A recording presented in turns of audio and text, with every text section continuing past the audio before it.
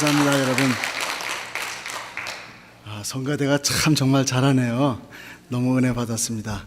우리 하나님 앞에 잠깐 기도드리고 우리 하나님 말씀을 듣도록 하겠습니다. 주님, 여기에 앉아있는 한 사람 한 사람들은 저의 사람이 아닙니다. 주님께서 피 흘리시고 주님께서 수십 년간 사랑의 정열을 기울이셔서 옆으로 가면 붙잡고 쓰러지면 일으켜 세우면서 오늘까지 살게 하신 주님의 아들, 주님의 딸들입니다. 저는 저들이 어떻게 사는지 알지 못하지만 주님은 저들의 땀내나는 현실 속에 언제나 계셨기 때문에 저들의 말 못하는 고통과 고민과 저들의 가슴 속에 쌓여있는 이야기와 삶을 향한 이해를 주님은 아시는 줄로 압니다. 그리고 주님께서 이 자리에 저들을 만나시기를 기뻐하심을 감사를 드립니다. 저는 그저 작은 목소리로 주님의 이야기를 할 뿐입니다만 주님, 오늘 저를 사용하셔서 말씀하여 주시고 눈을 열어주시고 주님의 음성, 주님의 크신 가슴으로 우리의 영혼을 깊이 들여다보게 하시고 내가 서 있는 시간과 삶의 자리를 들여다볼 수 있는 귀한 시간 되게 하여 주옵소서. 예수님 이름으로 기도드립니다. 아멘. 오늘 여러분께서 참 귀한 말씀을 이 요한복음 6장에서 들으셨는데요. 예수님이 말씀하시기를 내가 진실로 진실로 너에게 이르노니 인자의 살을 먹지 아니하고 인자의 피를 마시지 아니하면 너희 속에 생명이 없느니라. 내 살을 먹고 내 피를 마시는 자는 영생을 가졌고 마지막 날에 내가 그를 다시 살리리니 내 살은 참된 양식이요 내 피는 참된 음료로다 말씀하셨습니다. 이 말씀은 예수님께서 광야에서 5,000명이나 되는 사람들에게 떡 5덩어리와 물고기 2마리로 그들의 굶주린 배를 채우게 하신 기적적인 사건 바로 직후에 제자들에게 그 사건이 어떤 의미를 갖는 것인지를 가르쳐 주신 말씀입니다. 여러분 한번 상상을 해보십시오.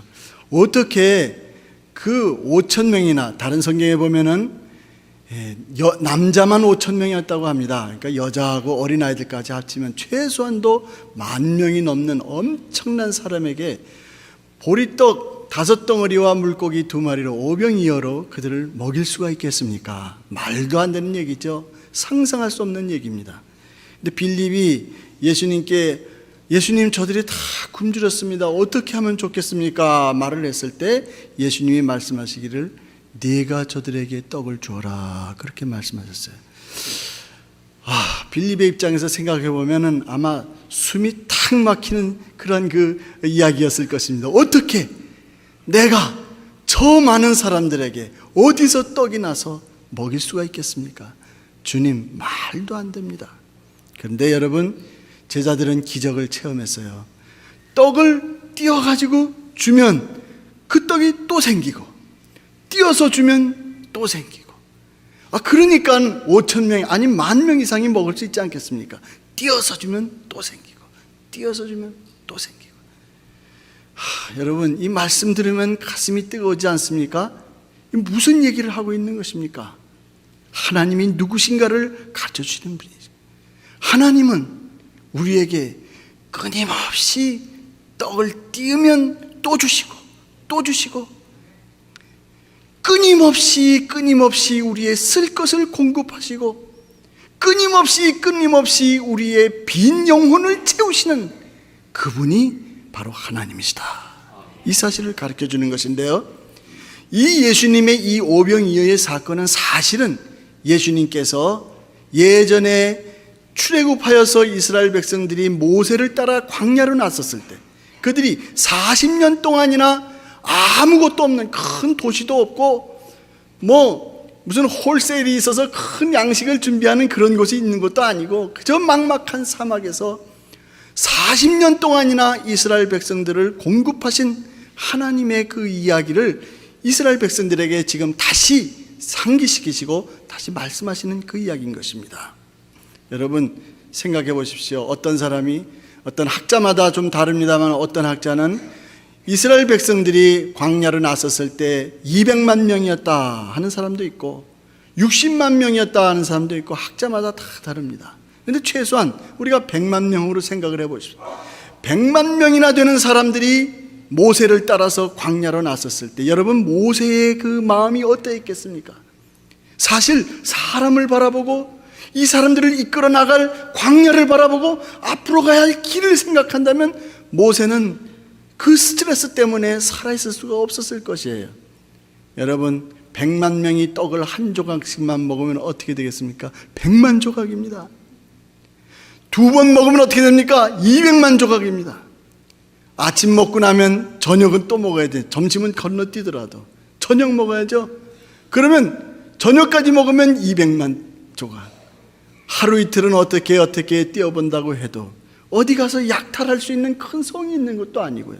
40년 동안이나 그 많은 사람들이, 성경에 보면은 이스라엘 백성들이 참 이해할 수가 없어요. 하나님의 그 큰 기적을 보고도 3일만 지나면은 작심삼일이라 하나님한테 막 불평을 합니다. 근데 여러분 생각해 보십시오. 3일이면은 그 사람들이 가죽 부대에다가 물을 가득 채워서 그 물을 가지고 걸어가는데 3일 동안 그 물을 먹을 수 있는 양인 것입니다. 그러니까 3일쯤 이틀쯤 걸어가다 보면은 가죽 부대의 물이 점점 줄어듭니다. 하나님, 이 가죽 부대의 물이 다 하기 전에 또 물을 주실 줄로 믿습니다. 또 하루를 지납니다. 이제 점점 나중에는 사흘쯤 가면 물이 바닥을 칩니다. 그러면 그때 이 사람들이 초조함에 그냥 분노와 공포 때문에 머리가 돌아가지고 하나님 앞에 막 불평을 하는 것입니다.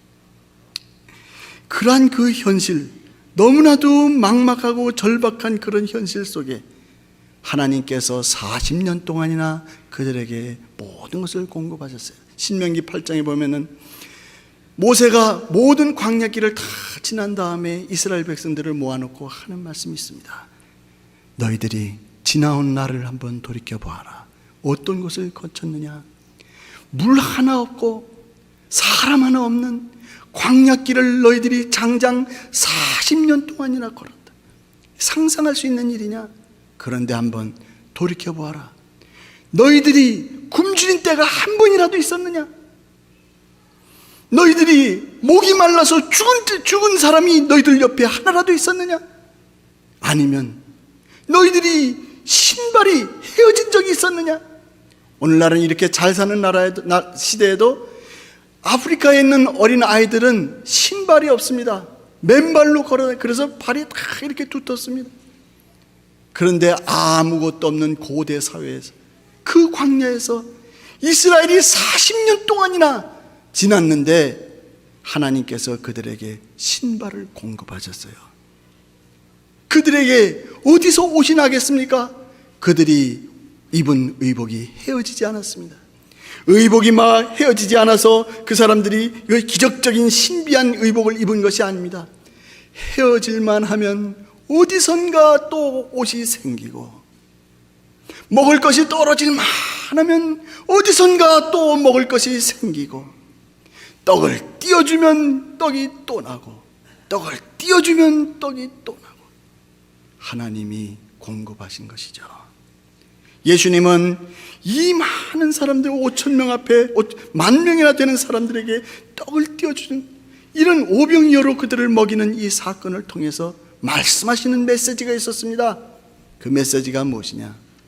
하나님은 변하신 분이 아니라 출애굽 인도하신 그 하나님, 오늘 너희가 바라보고 믿고 따르는 분이 그 하나님이, 지금 너희와 함께 하시는 이 하나님은 너희 후손 앞으로 영원토록 변치 않고 너희들을 지키는 똑같은 하나님이다.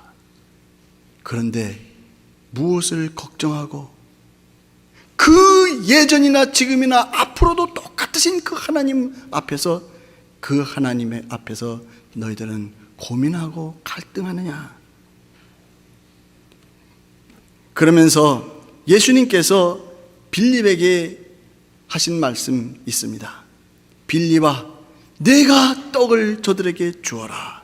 이 무슨 말씀입니까?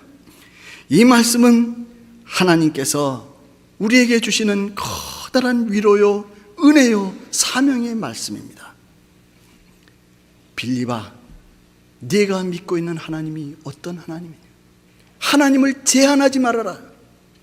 하나님은 영원하신 분이고, 하나님은 능력이 무한하신 분이시고, 하나님은 너 같은 작은 존재를 통해서도, 오병이어와 같은 작은 존재를 통해서도 놀라운 일을 하실 수 있는, 띄워줘도 끝없이 네가 띄워줄 수 있을 만큼 풍성하게 너에게 주실 수 있는 놀라운 후원자이니, 그 하나님의 품 안에 안겨서 너는 저 굶주린 5,000명의 수많은 사람들에게 끝없이 하늘의 양식을 나누어 주어라. 이것이 빌립에게 주신 하나님의 말씀입니다. 빌립에게 주신 것이 아니라 이 세상에 하나님으로부터 은혜를 받아서 생명을 받아 가진 저와 여러분에게 주신 하나님의 사명의 말씀이라는 것입니다. 믿습니까, 여러분? 그런데 우리 한번 생각해 보십시다. 여러분, 한번 제가 여쭤보고 싶어요. 여러분, 끝없이 주시는 하나님의 생명, 주님의 은혜에 넘치는 은총, 여러분 가슴속에 있으십니까? 정말요? 흘러 넘치세요? 별로 안 그런 것 같은데요? 주님이 말씀하셨습니다. 내 살을 먹고 내 피를 마시지 않으면 이 생명이 너희 속에 없느니라. 많은 사람들이 그렇게 얘기를 합니다. 목사님, 저는 영혼이 갈급해서 죽겠습니다. 저는 교회를 오래 다녔지만 영혼의 은사가 없습니다. 은혜가 없습니다.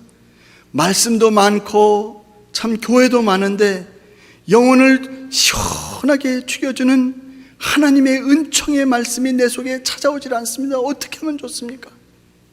그렇게 얘기를 합니다. 저는 그런 분들에게 말씀할 것이 있습니다. 무엇입니까?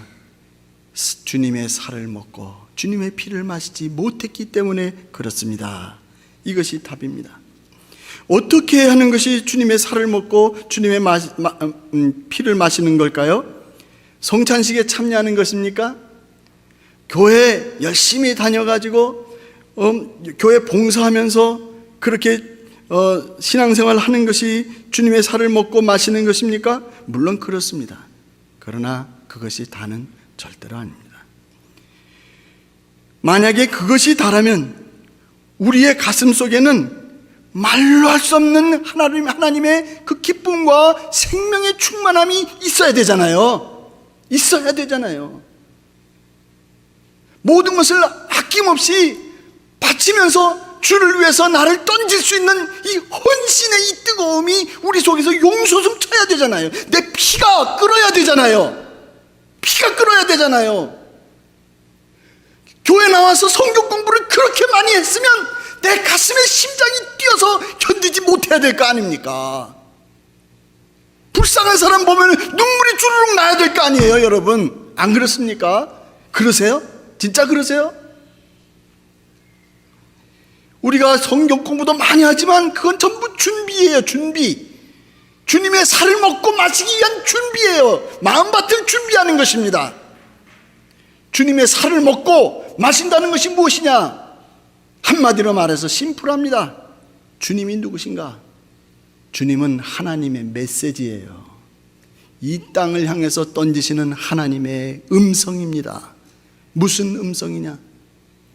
내가 너를 사랑한다. 내가 너를 사랑한다. 이 세상에 어떤 것도 너를 나에게서 떨어뜨릴 수 없다. 내가 너를 사랑한다. 이 말이에요, 예수님이. 그러니까 하나님이신 그분이 직접 이 땅에 내려오셨어요. 그 말밥통이죠, 말밥통. 그 그 마국간에요, 소가 오줌 싸고, 여러분 저 하이웨이 가다 보면 소들이 모이는데 진짜 얼마나 냄새 지독합니까? 소가 말이 오줌 싸고 그런 곳에 그 밥통 치워가지고 거기 아기 예수님이 오셔서 이 무슨 말입니까? 이처럼 이 간절하고 뜨거운 사랑의 고백이 어디 있습니까? 내가 너희들을 이렇게 사랑한다. 이게 예수님이에요. 예수님의 메시지를 다 들여다보세요. 사랑 빼면 뭐가 남나? 아무것도 없어요. 예수님은 사랑이에요. 사랑. 사랑은 사랑하는 사람만이 사랑이 무슨 말인지를 알 수가 있습니다. 예수님의 사랑을 먹는 사람, 예수님의 사랑을 가슴으로 깊이 받아들이는 사람, 예수님의 그 사랑의 의미가 무엇인지를 아는 사람, 이 사람이 예수를 가슴속에 아는 사람이고, 그 예수의 사랑이 가슴속에 절절히 스며든 사람이 그 가슴속에 하늘의 영생을 가진 것입니다. 성경 공부 많이 해서 은혜 많이 받으면 그렇게 되지. 교회 오래 다녀서 은혜 많이 받으면 그렇게 되지요. 그러나 사랑은 사랑을 하는 사람만이 알 수 있는 것입니다. 베드로가 예수님이 부활하신 다음에, 십자가에 죽으시고 부활하신 다음에 자기를 3번이나 부인한 베드로를 만나셨어요. 베드로를 향해서 그렇게 말씀하십니다. 베드로야, 요한의 아들 시몬아, 네가 이 사람들보다 다 더 나를 사랑하느냐? 베드로가 그 말씀 들으니까 위축됐죠. 자기 3번이나 부인했잖아요. 그러니까는 고개를 푹 숙이고, 제가 주님을 사랑한 줄 주님이 아십니다, 그랬습니다. 그 예수님이 그러면 내 양을 쳐라 말씀했어요. 그게 무슨 말씀이겠습니까? 여러분, 예수님이 베드로의 죄책감을 다시 재인식시키기 위해서, 너희 나쁜 놈, 나를 3번이나 부인했지, 양심에 너도 가책을 받아라 하고 그렇게 말씀하신 걸까요? 아닙니다. 아니에요. 그러면 예수님이 베드로가 예수님을 사랑한 줄을 몰라서 다시 그 사랑을 재확인하려고, 베드로야, 너가 나를 부인했지만 진짜 나를 사랑하느냐? 이건 물어보신 겁니까? 아니에요. 그거 아닙니다. 뭐 때문에 예수님이 그 말씀을 하셨을까? 그 대답은, 예수님이 베드로야, 내가 사람들에게 핍박받아서 십자가에 못 박혀 죽은 거, 이거, 내가 사람들의 욕을, 그렇게 나를 칭찬하던 사람들이 하루아침에 돌변해가지고 나를 향해 돌을 던지며 침을 뱉을 때 그 수모를 다 당하면서 고독하게 모든 사람이 떠나가는데 나 혼자서 십자가를 지고 저 골고다 산상에서 외롭게 죽어간 거, 이거, 그리고 그 죽음을 깨뜨리고 내가 살아나서 네 앞에 있는 이거, 다 너를 위한 것이야. 너를 사랑한다는 내 마음 때문이야. 네가 이 마음을 알기를 원하느냐? 너는 내 이 뜨거운 사랑을 받을 준비가 되어 있느냐? 이 말씀하신 거예요. 베드로야, 네가 나를 사랑하느냐? 베드로야, 네가 내 사랑을 받을 준비가 되어 있느냐? 예, 예수님. 베드로는 아직 무슨 뜻인지도 모르고 제가 주님을 사랑합니다 그랬죠. 예수님께서 뭐라 그랬었습니까? 그래, 그러면 내 양을 쳐라 그랬습니다. 무슨 말씀입니까? 네가 내 사랑을 받을 준비가 되어 있다면, 아니 내 사랑을 받을 준비를 하려면 너는 나처럼 너에게 맡겨진 십자가를 지고 내 양을 위해서 죽어라는 것입니다.